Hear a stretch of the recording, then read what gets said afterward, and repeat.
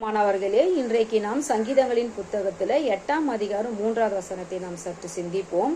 உமது விரல்களின் கிரியையாகிய உம்முடைய வானங்களையும் நீர் ஸ்தாபித்த சந்திரனையும் நட்சத்திரங்களையும் நான் பார்க்கும் பொழுது, உமது விரல்களின் வேலையாகிய உமது நீர் ஸ்தாபித்த சந்திரனையும் நட்சத்திரங்களையும் நான் பார்க்கும் பொழுது, கடவுளோட விரல்களால இவை எல்லாவற்றையும் அவர் ஸ்தாபிக்கிறாரு.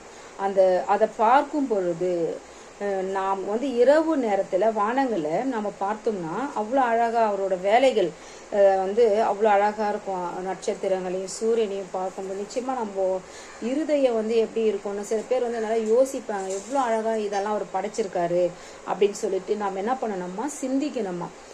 தாவீது கூட இரவு நேரங்கள்ல தான் இந்த சங்கீதத்தை அவர் பாட்டா பாடி எழுதியிருக்காரு. ஏன் அப்படின்னா, இந்த 8 வசனம் இருக்கும் இந்த அதிகாரத்துல. அதுல சூரியனை பற்றி இடம் இருக்காது, சந்திரனையும் நட்சத்திரங்களை பற்றியுமே இதுல அவர் சொல்லியிருப்பாரு. அதனாலதான் அவர் சூரியனை பற்றி பேசாம சந்திரனங்களையும் நட்சத்திரங்களையும் பற்றி பேசியிருக்காரு. ஆடுகள் தன் தகப்பனுடைய ஆடுகளை மேய்க்கும் பொழுது இரவு நேரத்துல அவர் உட்கார்ந்து யோசிச்சு அவர் தேவனை வர்ணிக்கிறாரு. இவ்வளவு அழகா அவர் படைச்சிருக்காரு, அவரோட விரல்கள் இவ்வளவும் படைச்சிருக்கே அப்படின்னு சொல்லிட்டு தேவனை பற்றி அவர் சிந்திக்கிறாரு.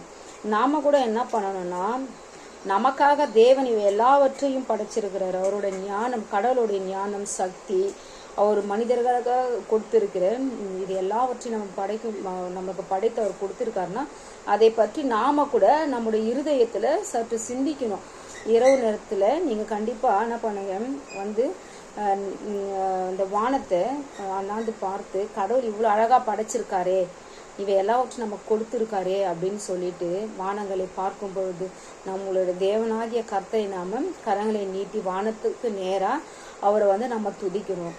அவர் ஆடுகள் மேய்க்கும் போது மனிதனை விசேஷமாய் படைத்திருக்காரு அப்படின்னு சொல்லிட்டு அருமையா அவர் சிந்தித்து இந்த அதிகாரத்தை அவர் இந்த வசனத்தை அவர் பாட்டாய் பாடியிருக்கிறார். நாம கூட தேவனுடைய ஒவ்வொரு செயல்களையும் சிந்தித்து அவருக்கு நம்ம நன்றி செலுத்த கடவோம். ஆமேன்.